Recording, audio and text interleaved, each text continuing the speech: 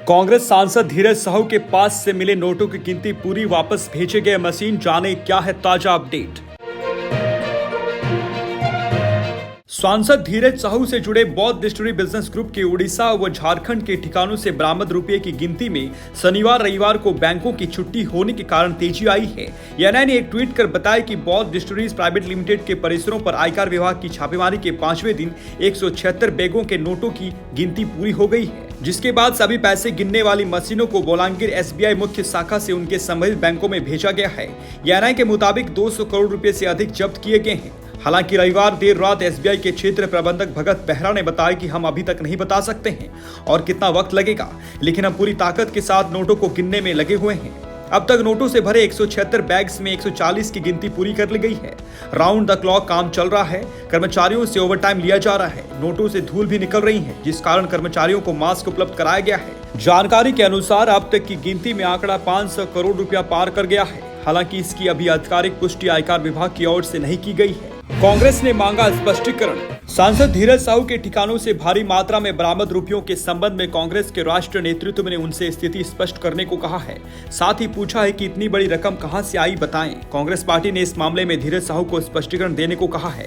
इसकी पुष्टि कांग्रेस के प्रदेश प्रभारी अविनाश पांडे ने की है। बता दें कि आयकर विभाग ने 6 दिसंबर को ग्रुप के कई ठिकानों पर छापेमारी कर रुपयों से भरा 30 अलमारी बरामद किया था।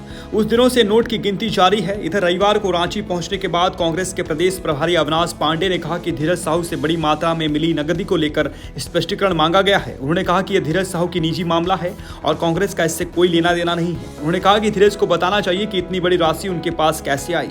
वह कांग्रेस के सांसद है, इस कारण पार्टी ने भी उनसे इस बारे में पूछा है। उन्होंने कहा कि आयकर विभाग ने बरामदगी को लेकर कोई बयान नहीं दिया है। इस मामले में जिस तरह से कांग्रेस पर आरोप लगाए जा रहे हैं वो दुर्भाग्यपूर्ण है। ये परिवार कई पीढ़ियों से संयुक्त व्यवसाय करता आ रहा है। श्री पांडे ने कहा कि भाजपा किसी भी संवैधानिक मूल्यों की परवाह नहीं करती है। सुंदरगढ़ में सुनसान घर से मिली नोटों से भरी बोरियां।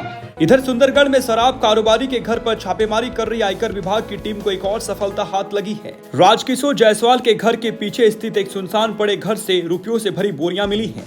सूत्रों के अनुसार इसमें 30 करोड़ रुपए से अधिक होने का अनुमान है। इन रुपयों को भी गिनने की प्रक्रिया चल रही है।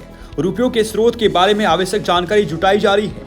झारखंड से राज्यसभा सांसद धीरज साहू के शराब कारोबार से जुड़े ठिकानों पर बुधवार से छापेमारी चल रही है।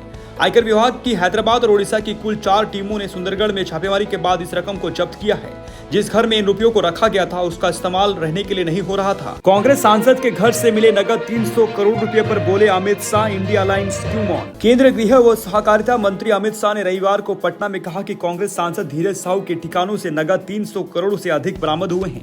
मुझे तो बड़ा आश्चर्य है कि आजादी के बाद किसी भी दल के सांसद के घर से इतना कैश नहीं पकड़ा गया होगा।